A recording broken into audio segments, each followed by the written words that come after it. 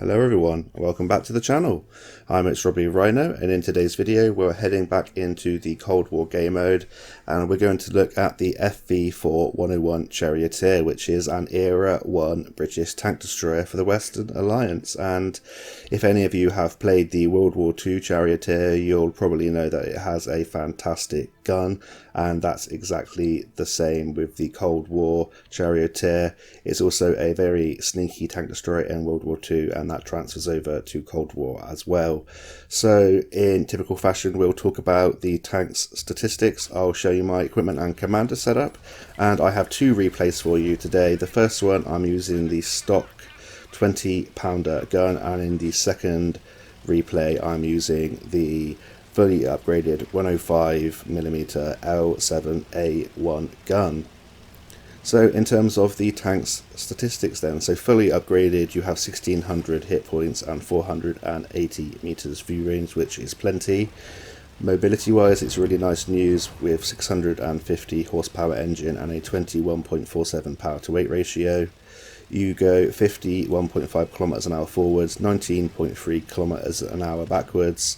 Your hold traverse is okay at 38 degrees a second, but your turret traverse is slow at 28 degrees a second, which is similar to the World War II Charioteer. It just means that at sort of mid to short ranges, if something's trying to circle you, it can be hard to get your gun on target. And if you're trying to lead a shot at sort of mid to long ranges and something's moving extremely fast, then it can be hard sometimes to keep up.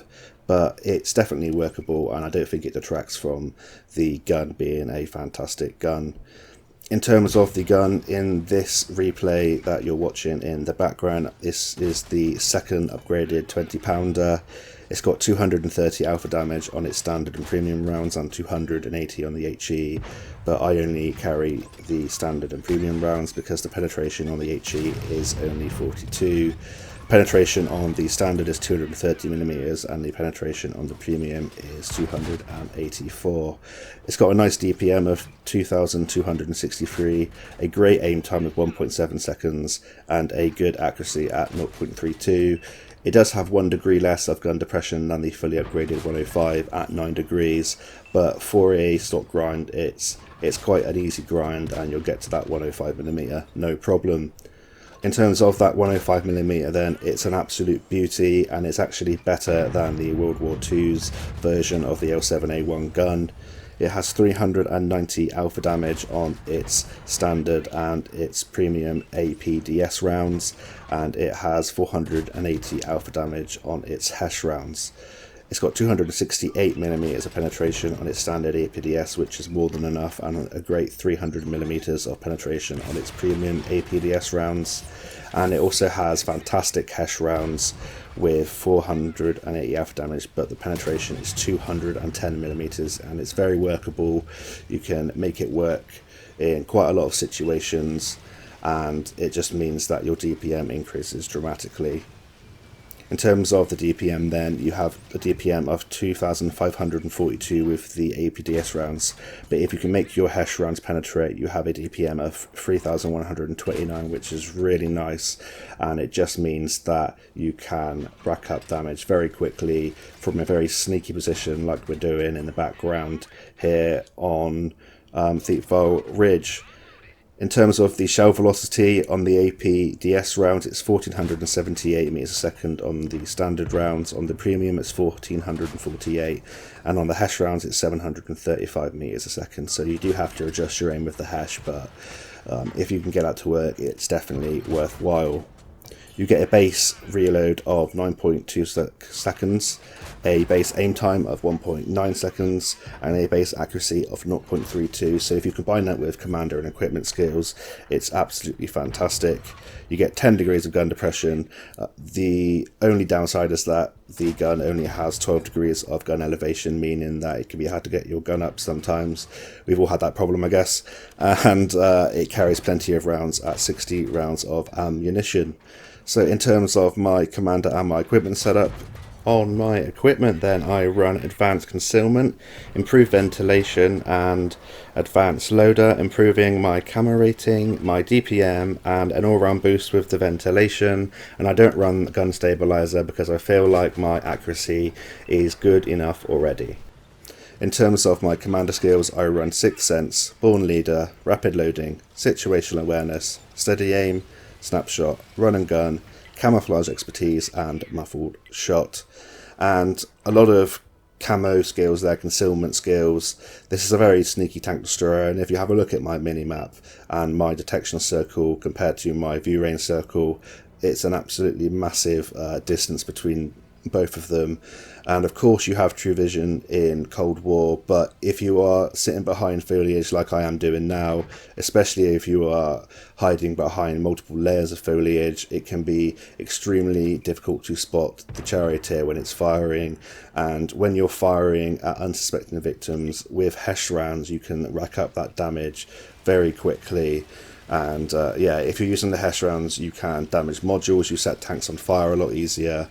And with the 105mm, it's just an absolutely fantastic gun with great shell velocity on the APDS rounds. You don't have to lead too much with them, and you know you've got that choice of using the HESH rounds for lightly armoured vehicles should you so need. So in this replay in the background here on Thiepval Ridge, we've already picked up 3.1k damage and 384 assistance. It's 8 against 8 at the moment. Make that 8 versus 7 as we pick up the kill on the SU-12254, which is getting a buff today, I believe, as this vehicle goes live. And now we're going to push up here to the centre. I'm confident in my concealment rating, and there are plenty of ridgelines and hard cover should I get shot at or spotted for me to duck down.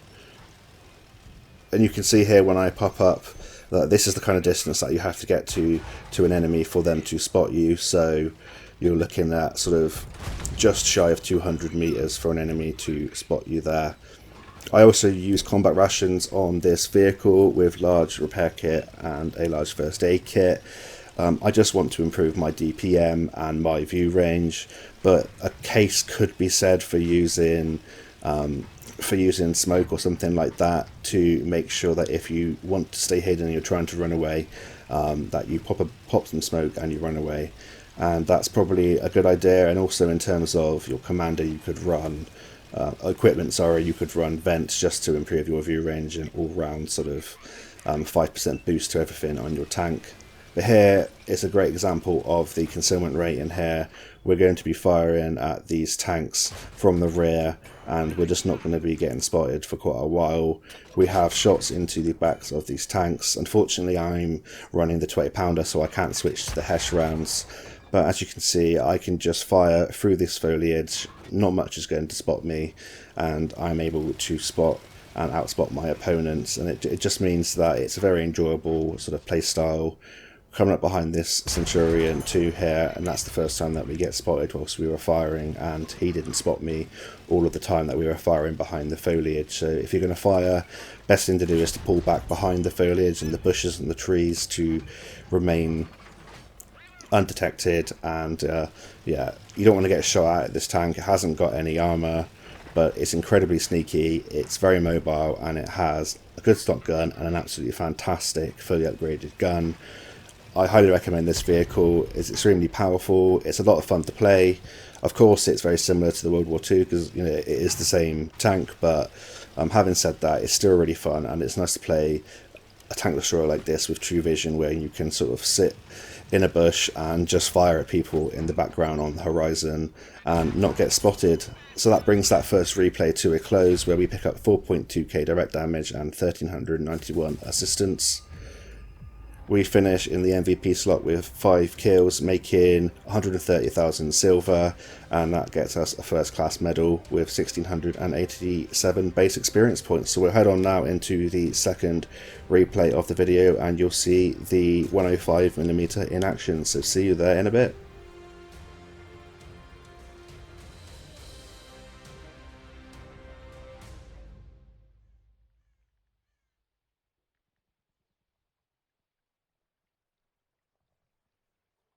So we're now into the second replay of the video, and we are here on Redshire, and you'll be able to see in this replay the beautiful 105mm gun in action. I have a reload of just over 6 seconds with this gun, and for the alpha damage that you're putting out at 390 or 480 with the Hesh, it works extremely well. And as you can see, this was probably when the British line had just come out, and there's lots of Centurions, lots of juicy Centurions to shoot with my Hesh rounds, and I carry plenty of standard rounds at 35 rounds of ammunition, plenty of Hesh at 20 rounds, and 5 premium rounds should I need to penetrate a thicker surface than I wanted to, and I can get the sides or rear of my enemy. A map like Redshire is a fantastic map for a tank like this. You're extremely sneaky, you've got a very decent view range, and you can set up here on a ridge line. There's lots of foliage, lots of bushes and trees, and people aren't always scanning the horizon for you. As you can see here, we get spotted though as we get ever so slightly too close to that Centurion, but you have nice mobility, and it means that you're able to just zoom around on these ridge lines, get re-stealthed and pop back up and keep dealing the damage. You're extremely accurate at range. The aim time, because of the dispersion when you're moving, can be a little bit frustrating. Snapping shots, sometimes it can feel a little bit derpier than you'd like. It takes a little bit of time to aim in, but when you're sat sort of stationary or still and you fully aim, this thing's like a laser. And yeah, it's just a fantastic gun on a really mobile platform. You're extremely sneaky, and it's an absolute blast to play. I highly recommend this tank destroyer in Cold War and also in World War II if you haven't tried World War II yet and you're a Cold War only player, or if you haven't tried it. Anyway, I highly recommend you go up that line. It's a good line, and I think tank destroyers are always fun. So now we have this T-54 that is coming in, shooting at me, but face-hugging our friendly medium tank. But we have enough firepower to get out of that situation, and we just have enough traversing the turret to get around and take him out. And now we're just trying to get re-stealthed, and then we're going to pop off shells in the distance and see what we can spot. There's this medium to our right here, but we're just going to stay around in this middle location, and this is a great location on this map for many tanks, for just sniping, for getting shots in and then dipping back down in the ridge line.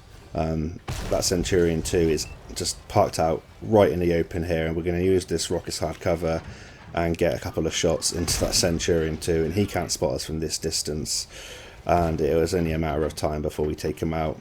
Looks like I lost him there, but with our decent view range we managed to spot him up, and another tank advancing. We take him out again undetected, and you'll see in the fantastic concealment of this tank. We're going to get some more shots in here to these Centurions that pass, and you can see just how quickly you absolutely wreck the enemy. We're getting some assistance as well, and we are firing into the sides of these Centurions. I could risk the Hesh rounds here, but as these targets are moving and I had better shell velocity with the standard and premium APDS, I didn't want to switch. We get some nice shots here. Unfortunately, obviously you low roll in Cold War a lot more because of the RNG is different than in World War II, but you still rack up the damage nice and quickly. We spot this M46A1 in the distance here, go for the track him in place, trying to boost our assistance even more, and just in that sort of short engagement of about sort of 1 minute, 2 minutes, we've managed to boost our total damage to 5.4k direct and 1556 assistance. And now we're going to push forward. It's getting towards the end game now. I've loaded the Hesh rounds to see if I can penetrate anything and get this damage total even higher. T-54 isn't the easiest thing to pen with Hesh, but as in typical sort of HE and Hesh fashion, we managed to track him in place there, and we're going to get the assistance. We go round the rear of that medium tank, get a Hesh shell right into the back of that T-44A, get another one in to finish him off, and now it's this these two NM116s. These are very lightly armoured, and I should be able to penetrate a shell if I aim correctly. I'm free aiming here on the move. I wait until he's directly in front of me, then I go to auto aim, and we penetrate a shell into the rear of the NM116, taking us to 6.6k direct damage, and another good game in a fantastic tank. 4 kills, 2.3k assistance, 6.6k direct damage. We get the Master Badge and we get our first mark of excellence there with 2,000 base experience points. So I highly recommend trying out the Charioteer if you haven't tried it out already in Cold War. It's a fantastic vehicle. The gun's a lot better than it is in World War II. The 105mm is anyway, and it's incredibly sneaky, and it's a great way to learn that sneaky tank destroyer role. So I hope you're all having a great week. I hope you enjoy all of the content with the new season and the new update, and until next time, I'll see you on the battlefield, and bye for now.